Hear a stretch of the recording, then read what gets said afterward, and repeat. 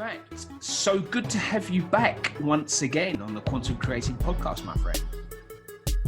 Good to be back, Paul. Thank you for having me. Oh, it's an absolute pleasure. I always love our chats. Now, a little birdie tells me, actually it was you, so I'm kind of giving the cat the bag there, that you're in Barcelona at the moment. What are you doing there?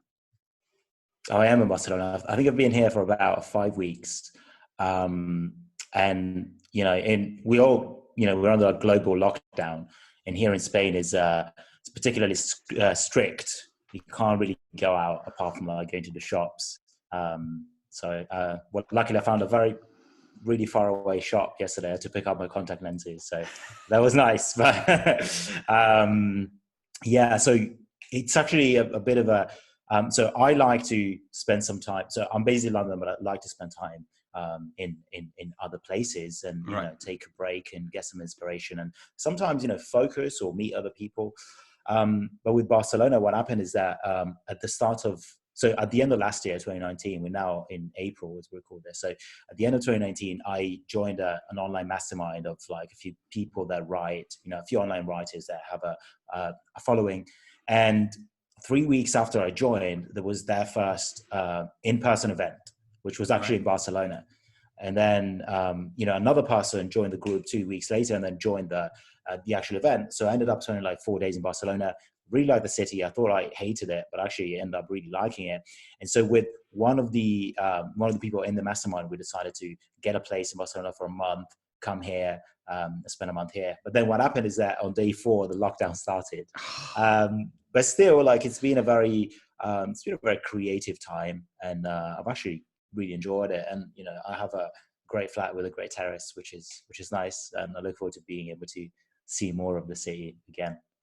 Now, for full disclosure, we met in London just before you went. Actually, we had a coffee and a chat and a catch up, which was great. And we were talking about how designing our businesses enables us to have the freedom to be able to do things like go somewhere else and camp down, as it were, for a period of time. Obviously, that was taken out of your hands a little bit with the lockdown, because of this coronavirus thingy.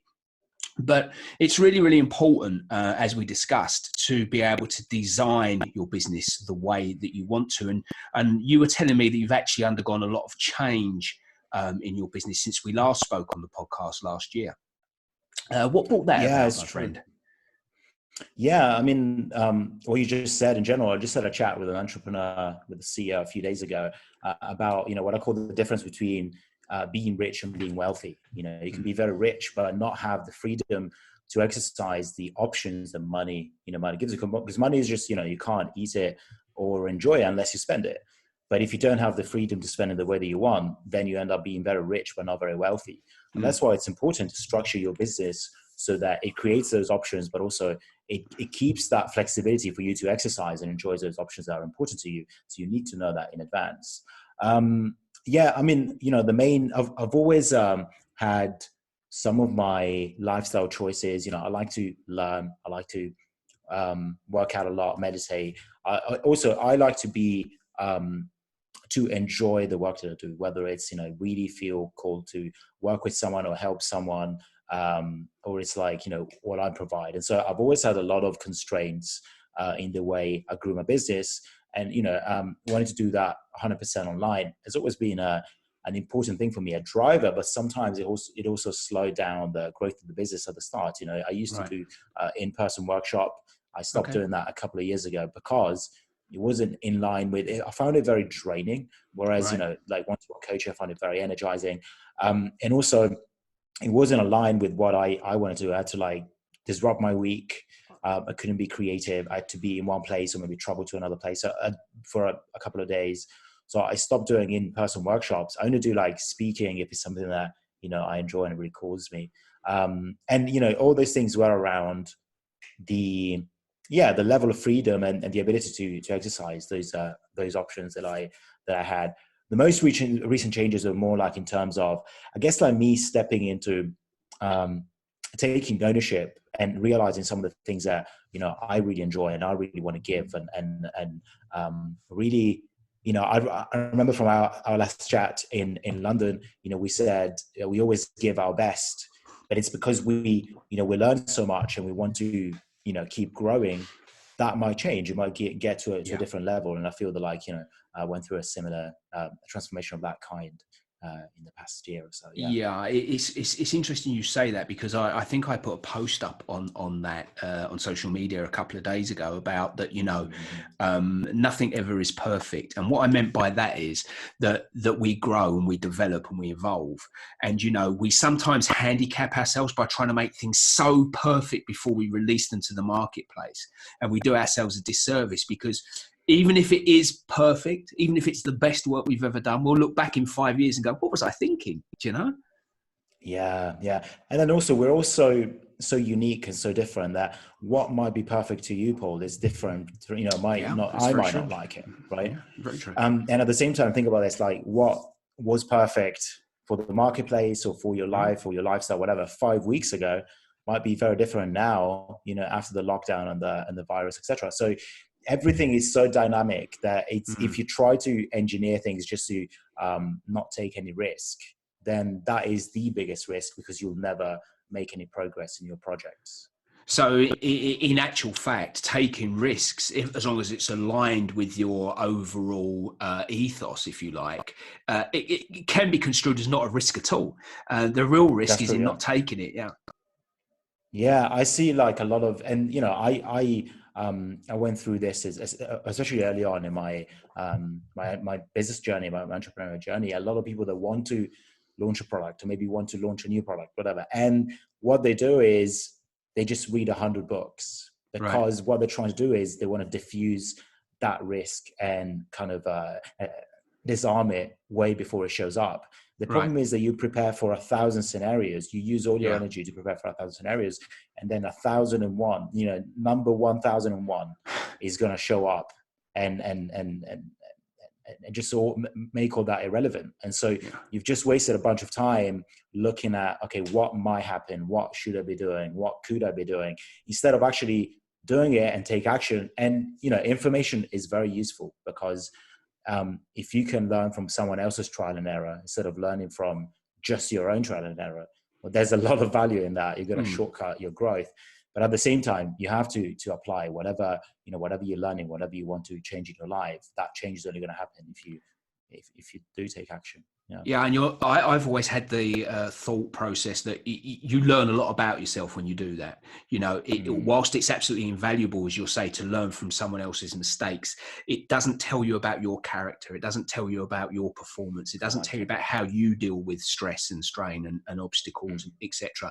And the only way you're ever going to do that is by stepping out there and taking that perceived risk and opening yourself up to the possibility of failure.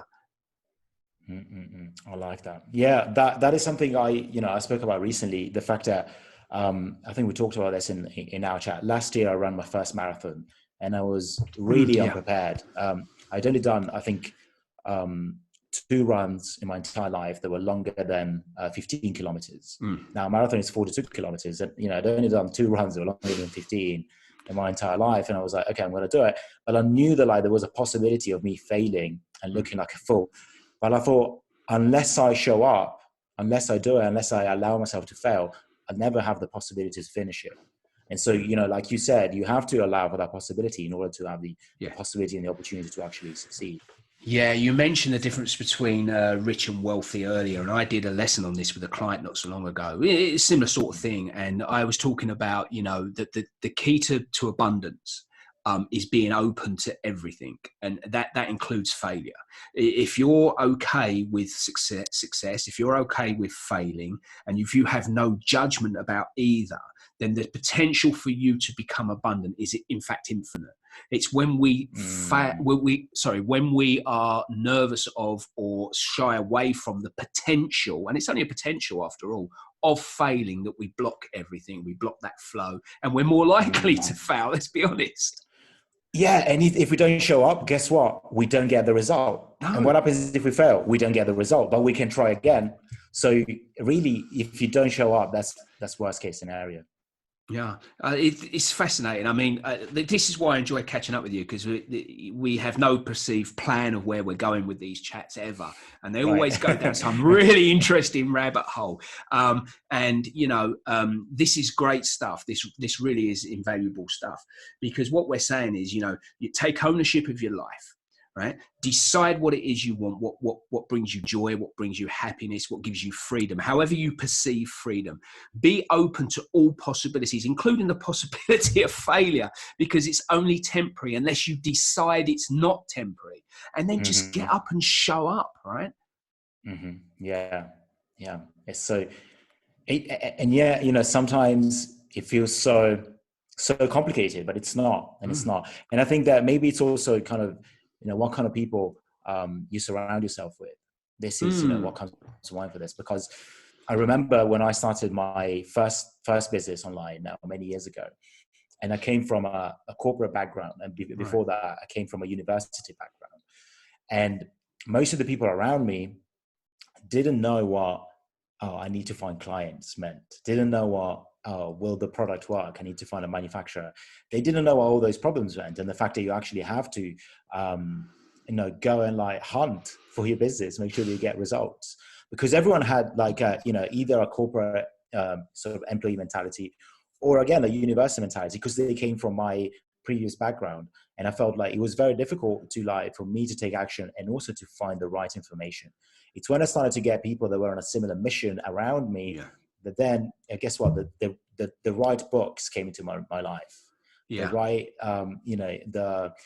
the right sentence at the right time, or, someone would share a tough moment in their journey, or maybe I would share a tough lesson from my journey, and that would help them and make me more motivated to keep going.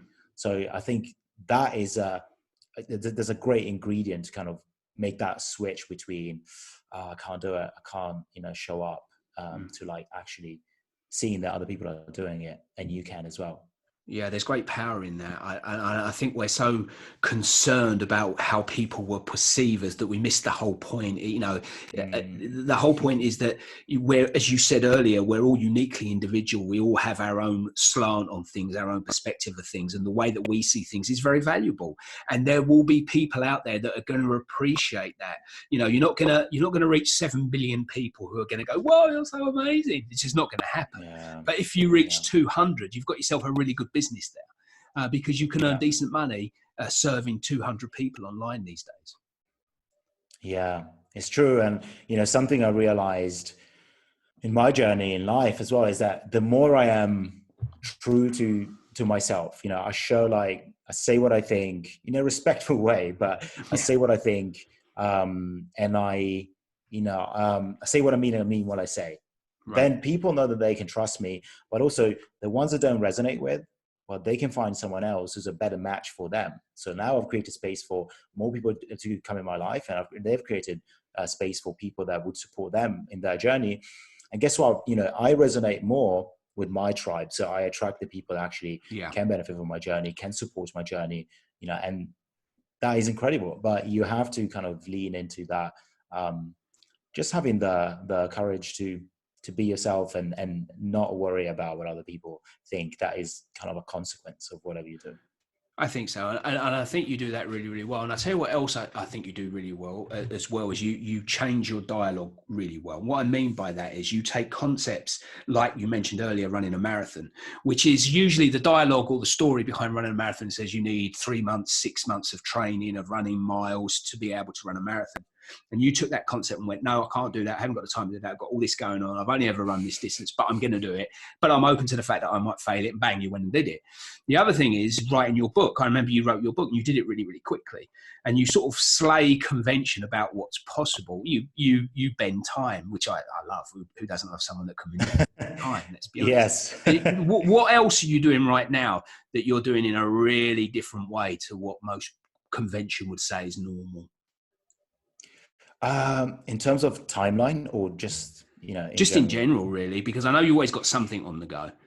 Yeah. Well, one thing that came to mind is that earlier this week, I just wanted to like see whether I could just launch a simple kind of e-commerce products related to the Right. current trends. And so I look at what people are looking for online. And then I thought, I want to do this for fun, but it's Right. not aligned with my larger mission. So Right. I Okay. can't put into it, say, a week, because that will be, kind of drifting off from my direction. But if I do it in a few hours because it's something I want to do, then it's fine, because it's just fun. It's just like Right. watching a film. So Right. I just gave myself 4 hours, and I used the first hour to do research, second hour to create the product, second one to list it, fourth one to do some marketing, and then I got my first sale within 24 hours, which was great. It's incredible. You could, yeah. See, that's how simple it can be. You have to have a little bit of you need to sit down and plan it out and follow some steps, but it can be done that quickly. Yeah, and you know what? Because there's no, I always say, like, if you follow an opportunity, like, a lot of people say, like, this product is really trendy, or this platform is really easy, and they just start a business that way. And if you're just following the opportunity or what's easy, you're going to switch, you're going to jump into the next one the moment you see another shiny object that seems easier or trendier or whatever. So if you want to build something sustainable, you need some motivation and purpose, and something that goes beyond it's easy, etc. Right? But in this case, it was just like something fun, and I wanted to see, like, hey, can I do it in this time? It's more of a challenge. We can film it, whatever. And I thought, yeah, I don't want to give it a lot of attention, but if we can turn it into like a vlog and then make a few sales, let's do it. And so I just turned it into an experiment. And what I really like whenever I take on a challenge like that is I always create a game. Yeah. And the game is, can I do this? What's the obstacle? Well, the obstacle in this case can be a time constraint. Or it can be, in the case of a marathon, the fact that, I wasn't that I was mentally ready, maybe. Was I physically ready? I mean, I'm very conditioned, but I wasn't ready for long runs. So the game there is, can I do this? I have this constraint that is my challenge. Mm-hmm. Can I overcome it? And, what's at the end? What's the victory at the end? Maybe it's like a lesson that I give myself. I remember, going back to that marathon, it was difficult because, so my stretch goal was to finish in 3 hours, 45 minutes, right? Okay. And I finished it in 3 hours, 44 minutes, 59 seconds. Wow. I had no idea. Power of the subconscious, right? Yeah. But what happened is that, again, I've never run such a, I did my last kind of trial run was about 3 hours. So it was long, but not as long as this one. But what happened is that I had a new pair of shoes because I had to prep before that. Anyway, I got blisters and both my feet started bleeding really early on in the race. And so at a certain point, the last third of the race, I really had to sometimes my mind was like, what are you doing? You can just stop. And there was and the thing is, you see a lot of people around you, they start stopping, they start walking, and you go your mind says, well, if 10 people around you do it, why do you keep going? This is your choice. And so what I started doing is I made an inventory of all the times in my life where there was a challenge and I didn't give up and I got what I wanted, and I just started thinking about all those moments. It was a really, really powerful moment, really quite an emotional moment. And then I thought, how am I going to feel if I stop now? And how am I going to feel if I don't stop, I cross that line and then I walk to a patch of grass, take my shoes off and relax, a bit of yoga? How is that going to feel? It's going to feel amazing. So I kind of traveled through time in a way, so I could savor that victory in advance. And then I remembered myself, look, if you stop now, you're going to give yourself a lesson and your people around you a lesson. And the lesson is, it's okay to say that you're going to do something and give up. But if you finish, you're going to give yourself another lesson, which is another point in that list, another time where you had a challenge, you didn't give up. So next time something comes up, you'll have another memory to lean on and go look, I'm that guy. That's fine. I'm okay. And that's powerful. That's very powerful. Yeah. Because what you're doing is you're increasing your expectation on yourself. The times when things have got hard, you've kind of now got a story where actually, yeah, it's hard, it's painful. Actually, this is physically painful. I have blisters that are bleeding, so it's painful. But I'm the guy that doesn't give up. I'm the guy that will carry on and will see it through to the end and then reassess where I got from there. And I think that's very, very powerful. So thanks for that. And I like to kind of travel through time and think, because when you're in a situation like that, any challenge, your mind tends to think about the moment. I just want to stop. I just want to do something. I just want to distract myself. Right. Maybe even people that are on lockdown, I just want to watch Netflix and kind of escape this. Right. But if you can time travel for a moment and think, how am I going to feel at the end of this, looking back? If you can move that forward, then it becomes so much easier to actually see the big picture. And then if you can make it greater than yourself and think that, okay, this is going to be a lesson I teach my future self and a lesson I teach the people around me, it makes it a lot more worth it. Yeah. So there's a lot of power in taking yourself out of the current situation and traveling forward in time to the end of what's happening and seeing the version of that, what you want to see happen, and then bringing that energy back to where you are now to carry you through to that resolution. Yeah, absolutely. I have this small tattoo. It's usually under my watch. I wear a watch and I have this small thing that says -1. And I did it while I was traveling a couple of years ago. And all it says, it has two meanings for me. One, it's like, whatever we do has a finite amount, whether it's days, the number of conversations, we have. So enjoy it. Remember, that it's -1 from the bank. So really enjoy the moment. But the other one is, it's still that everything ends, but it's the other side of it. So whatever you're going through is just like one more day, one more rep, one more step, and you're closer to that end. So you can endure anything, and then you'll be to the other side looking back. And so that's very powerful to remember that whenever you're in a challenge, it will end at some point. And so if you can, when you're on the other end, if you look back, if you can have that as fuel or as something that really supports you and strengthens you, wow, you made a success out of it.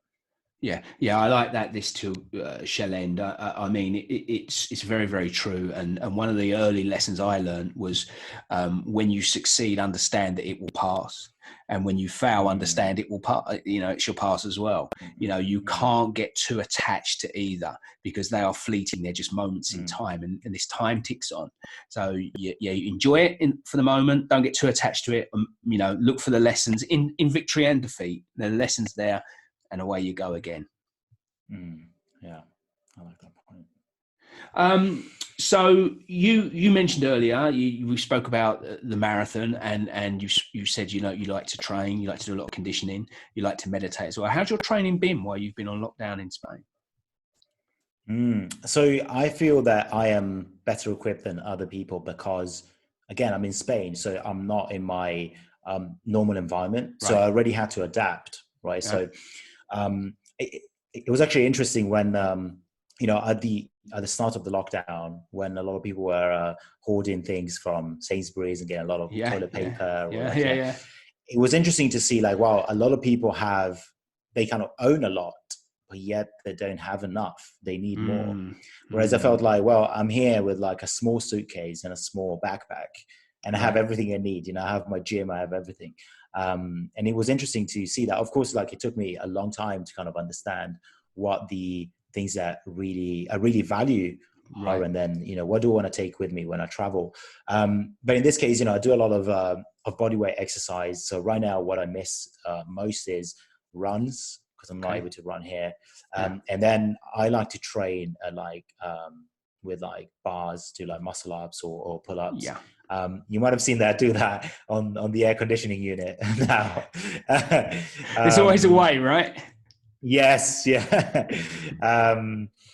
But I definitely miss that. I definitely miss the like training around other people. I remember the last day before the lockdown, I went to like the calisthenics park here in Barcelona, near the beach, and there were like maybe 15, 20 people training, and everyone was like, one more rep, because we don't know when we're going to be able to come back, and so much energy was really, really powerful. So I definitely miss that, but at the same time, I have I like to train. It's how I like to like keep moving. It's how I get more energy by using more energy. Asking for more, I get more.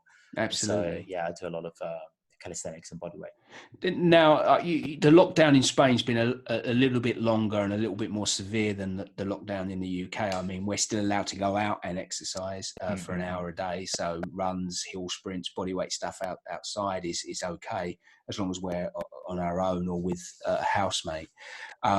Is there any sign of it being lessened there in Spain?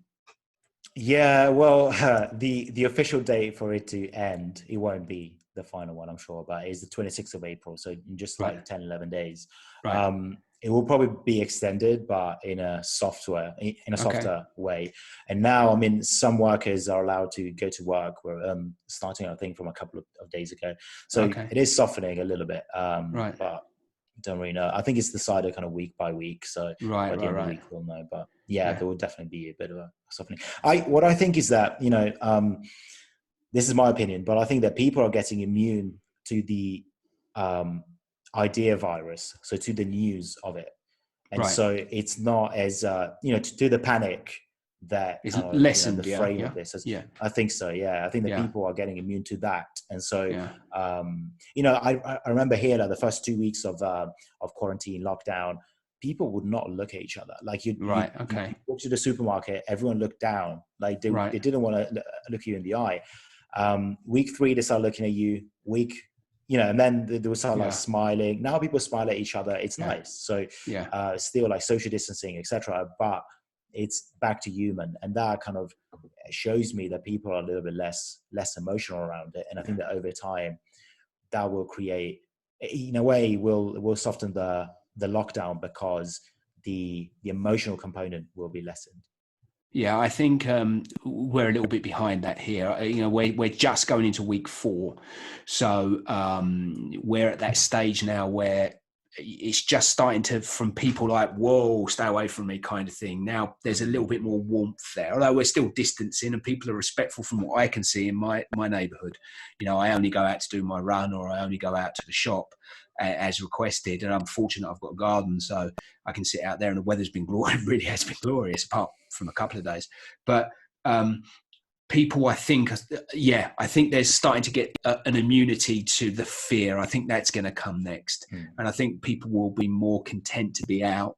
And then I think that, the schools will go back and everything will start to move a little bit. But I still think we've got some restrictions to come for some time. Yeah. Do you think it's going to get stricter in the UK? No, I don't. I think it will stay like this for another 2 or 3 weeks, and then I think it will start to soften a little bit. As long as people are respectful, if people start taking the mick, then I think that, quite possibly it will shut down again.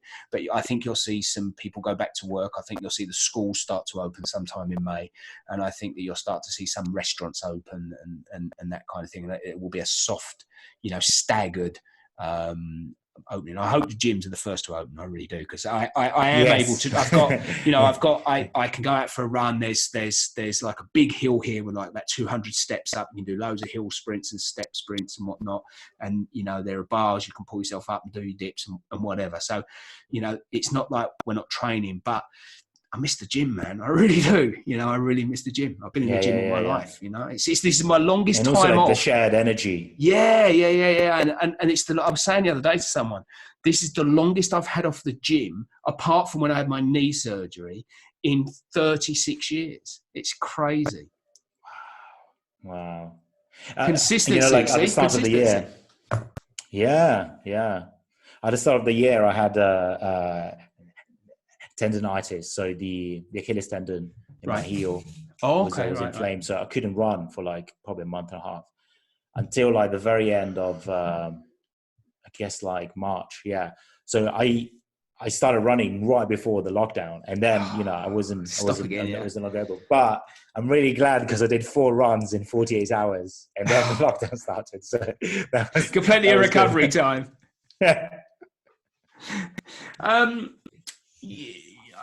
So you just to recap a little bit, because I'm interested in this. You joined a mastermind for writers, right? And you started your online journey by writing. Is that right? You wrote a blog.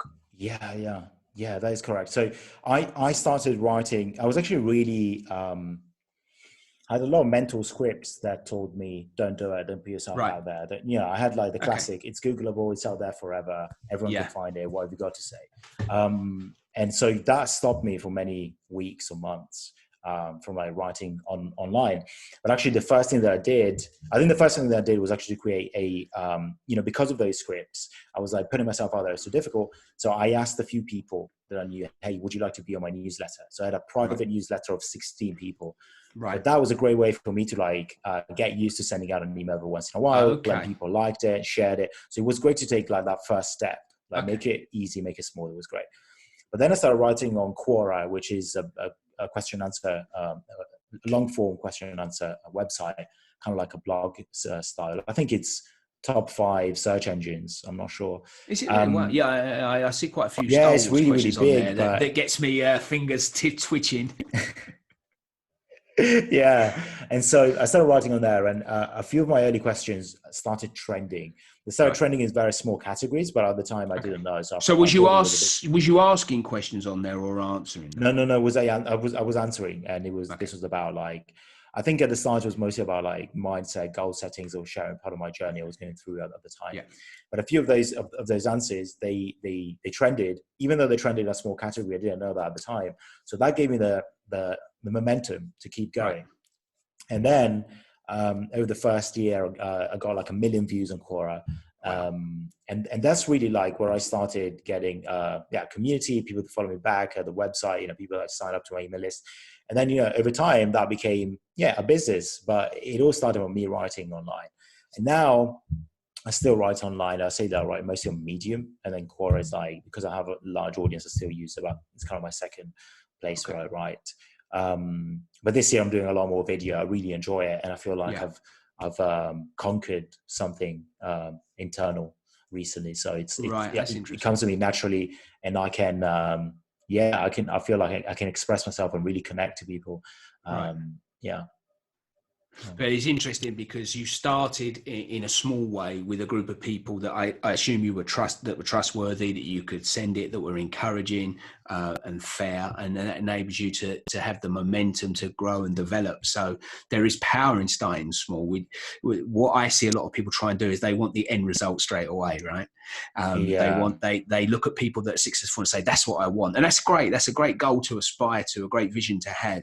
But there's a process for a reason. There's a system for a reason, you know, and starting small is essential, because that's, you know, if you're going to make mistakes, make them then, right? You know, fail small and then get the inspiration and the momentum to move forward. And also make it emotionally easy for you to like get started, not have it, almost excuse proof, you know? Yeah. And I see a lot of people when I start something, especially if it's a soft skill or a soft challenge, like starting a business or reading books, whatever. And you go like, I haven't read a book in 6 months. I'm going to read a book a week. Right. And I always think, no, if you hadn't trained in 6 months, you would not walk into the gym and squat 200 kilos, because you'd get injured and you'd never go back. But when it comes to like a more intellectual thing, people go like, no, 0 to 100. And that's often a trap that we fall into. And then that sets us back. And again, we kind of get injured. Maybe emotionally injured, and we don't want to go back. Yeah, that's true. There's a lot of talk at the moment, from what I'm seeing in various forums, of setting up businesses, you know, side hustles, I think is a word they use, which is, you know, it's something that it's just a word really, but I see the benefit of setting up multiple sources of income. You know, it's a great way to increase abundance. It's a great way to bring money in from various sources. And but you know, you've done this. You just said earlier about setting up something for fun and getting sales on it. What advice would you have for people that wanted to do something around this? I think, especially for people that want to start a second income, I always see like the main barriers are, well, they're both emotional, I would say. One is confusion. So it's kind of a big beast. You don't really know where to start from. And the other one is, am I good enough? You know, what if I fail, etc. Right? So I think there are go for the failure as quick as you can. I think that's a great way. You know, so test your idea, because most people, when I start a side business, when I start, you know, their first business or whatever, they complicate it so much. Get like the perfect website, They hire someone for a logo. They get the perfect name and the perfect domain. And then, they start thinking about, they try to make it perfect, like you were saying earlier. And instead, if you can just have like a very simple version and then try it online, just put it in front of our community and ask for the sale and see how they react. Maybe they're going to give you feedback, or maybe they're going to give you the money, and then you can spend more time, energy, and resources. Because the quicker you are, and the less, again, time, energy, and resources you put into it, the fewer of that you put into it, the less ballast you have, so you can move on faster instead of going, well, I've spent 6 months on this website, no one likes it, but now I don't really want to move on because I know it's perfect, right? Yeah, too attached to it too. Yeah. You want to be quick and kind of fail fast in a way. And I remember this is a story from a few years ago, and I launched a chocolate. It was a caffeinated dark chocolate snack. To give a bit of a boost. And what I did is I made a small batch in my kitchen and then sold it to friends. I was like, hey, will you buy this? And they said, yes. So, I sold it to them. But then I thought, is that validated or not? Because they're my friends. Maybe, they just did it because it's me. So I didn't have a batch, and I was just talking to a chocolate maker to see whether I could make it with them. And so I didn't actually have the product. But what I did is I put up a very simple one-page website on Shopify. It took me like 1 hour. It was mostly text and one stock image. And then I reached out to a few offices in the UK, and I said, hey, I have this chocolate bar. If you include it in your newsletter, I want to give 30% off to your members. Here's the code. And I will give a code with their name in the code. Right. And 3 of them said yes. So they sent out the newsletter. And what happened is that in a day, I got like 4 sales of people buying, a box of these. This chocolate didn't exist. So that was validated, but I didn't have the product. So I refunded everyone. And I was like, look, I don't have the product yet, but I will let you know when it's out. And they're like, yeah, please let me know.